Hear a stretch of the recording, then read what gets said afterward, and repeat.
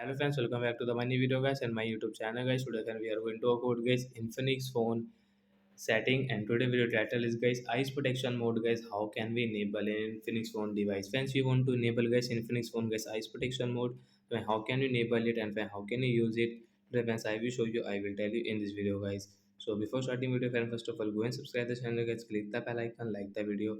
Friends, now let's see how can we enable Infinix phone eyes protection mode. So we will on our phone setting, and guys after on phone setting I scroll it, friends click on phone display and brightness, and friends click on phone eye care, means eyes protection mode guys. You can enable from here direct guys. We will enable it.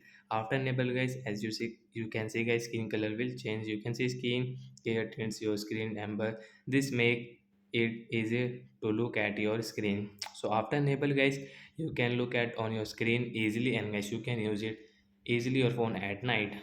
So like that guys, we can enable eyes protection mode and we can use it. So bye guys.